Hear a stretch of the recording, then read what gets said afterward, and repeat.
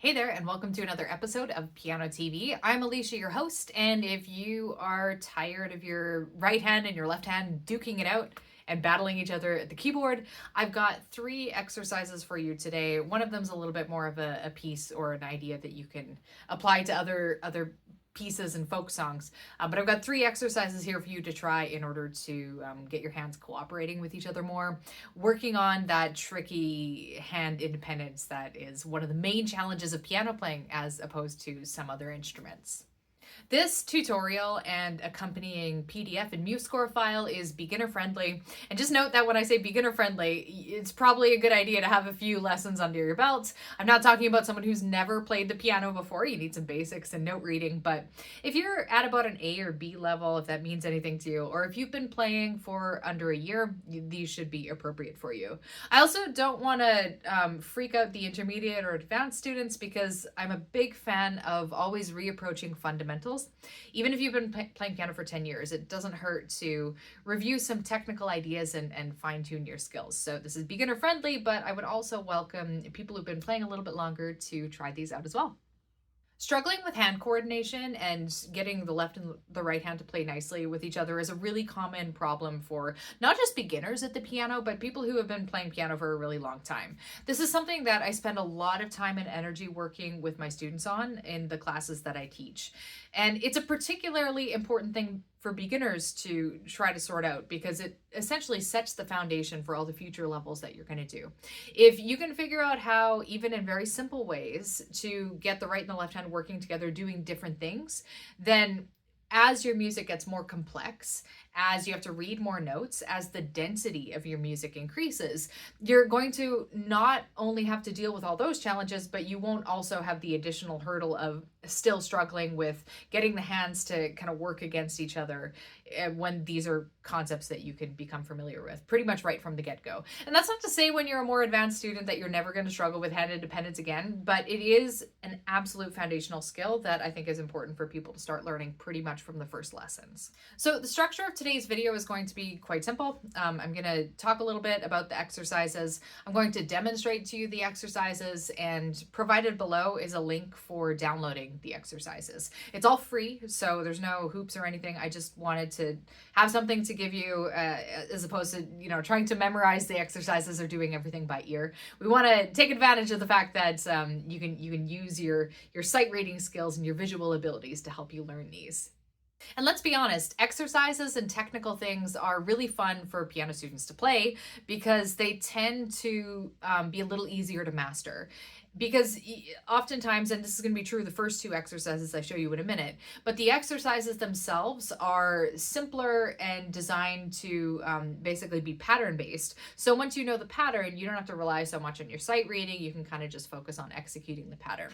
And the reason I didn't single out the third one is because the third one is an idea that's presented in more of a piece format. So we've got a couple like genuine, almost technical type exercises, but one that is an exercise in a certain type of technique that presents itself in a nice folk tune. Okay, so let's get to the keyboard and try these out. Okay, so the first exercise is really flexible and customizable. We're going to be playing a 1-octave scale in the right hand. In this case, I'm just going to do C scale. And we're going to do a 5-finger scale, same one, in the left hand. The difference is, and the reason this is a hand independence exercise, is we're going to be moving in quarter notes in the right hand. And then in the left hand, we're going to be moving in half notes. So the scales move at different paces. So you have to split your mind a little bit and concentrate on both. Fun little variations on this one are legato, staccato, and so forth. But let's just play it the way it's written, and then I'll walk you through how to manipulate it into more exercises. 1, 2, ready, go.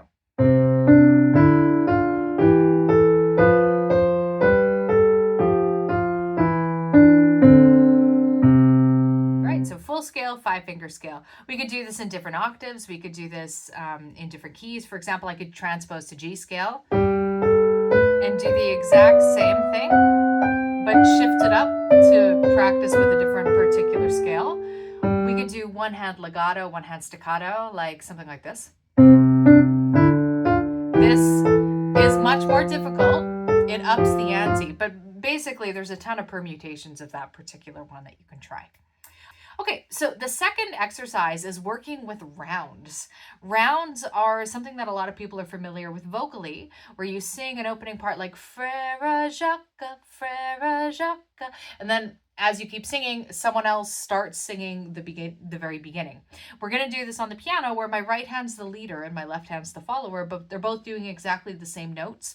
This is the foundation for canons and inventions, something that is really, really common and useful and full of practical value at the piano. So let's give this one a try. 1, 2, ready, go.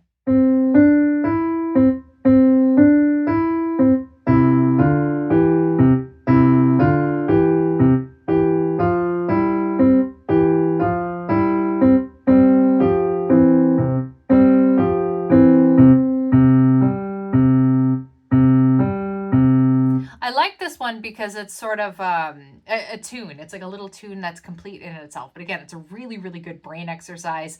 I'm defaulting to playing everything at 120 beats per minute, but of course you can adjust the speed as you feel necessary. We can also do the same kind of variation where we do one hand staccato, legato. We could do something like this.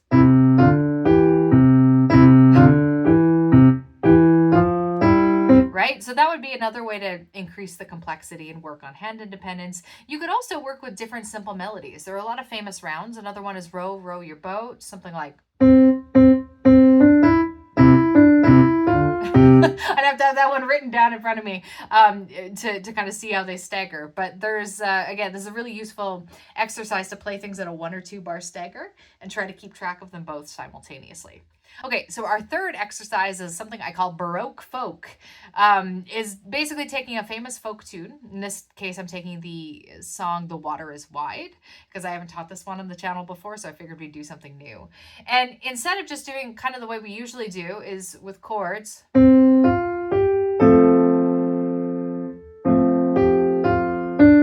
Something like that. We're going to change the sound of the performance to sound like a Baroque piece, which is keeping the left hand choppy and non-melodic. It's just adding these punctuating bass notes, and that's going to be doing this choppy detached thing, while my right hand is doing these elegant legato lines, and both of them are going to work together really nicely to create this overall effect, which is old-fashioned but really, really difficult and good because we're doing slurs and detached notes. And again, something you're going to encounter on your musical journey a lot, especially if you're learning some classical music. 1, 2, 3, 4, 1.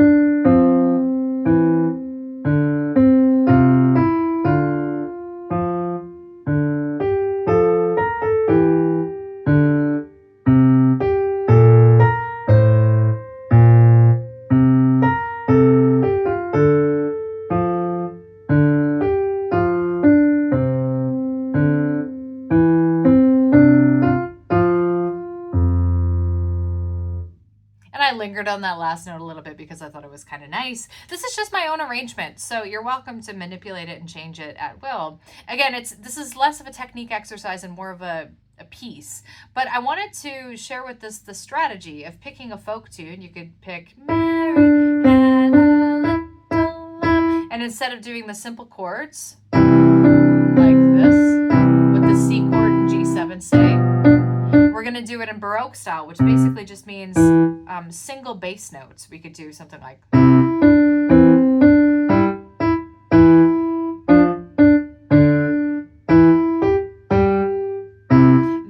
I'm just making it up on the spot, but we can apply this idea of Baroqueifying any folk song you could basically imagine. It's also a really nice composition exercise if you want to write it down and try to come up with some notes that sound good together, but beautifully, beautifully nutritious for your technical execution at the piano. Okay, so what is even the point of learning how to get the hands more independent? Like, I understand that, here I'm summoning the skeptical students. I understand that when music gets more difficult and the density of the music increases, it's, there's a lot of little details and stuff, but do they even really matter? Like, how much does it matter really if I play legato and miss one note legato. I don't get like all of it perfect. It's like really, really close though. Is that not good enough? Like no one's going to be able to tell the difference. This is called being detail oriented, and it absolutely matters. You want to train yourself to be detail oriented. So if you miss a slur, you want to be able to notice it musically. And you want to have that kind of detail in not only in your own playing to make, all piano teachers of the world happy. People who have heard pieces before and know what to listen for will notice the details, even if you yourself haven't yet learned how to. But if you train yourself to the details early on, you're going to notice them later on. And far from making the experience of music more nitpicky and irritating with all the detail stuff, it's going to improve the richness of your experience of music, not just of playing it and the kind of fun that comes with tying up all the little bows and knots in a very detailed performance of even a simple piece, but you're going to hear more details in the music you enjoy already and listen to. There's going to be structures and nuances and little frills and things that maybe you wouldn't have otherwise been able to notice or pay attention to unless you had this very kind of detail-oriented training. As I mentioned before, you can download the MuseScore and the PDF files below, so make sure you check those out. And I would love to hear it if you've tried any of these exercises. If you go to your piano immediately after this video or shortly after, please come back, drop in the comments, did you try any? How did it go? I'd love to hear about your experiences working on technique exercises and maybe what your wins are and your successes, and maybe also on the other side of things, what your challenges are. As always, I would encourage you to share any advice, cool tips, fun anecdotes, or anything that you think is relevant and related and would be useful to the wider piano community as a whole. We're all in this together, right? We're all learning. We're all at different stages, myself included. So it's always nice to share what you have, even if you think it's not super important. There's oftentimes, if you're inspired to share something but you're holding back a little, there's a really good chance that by sharing that, there's a person on the other end who you don't know who is going to really connect with that or relate to it. So I would encourage you to do that and have fun, as always, with these exercises, and take care.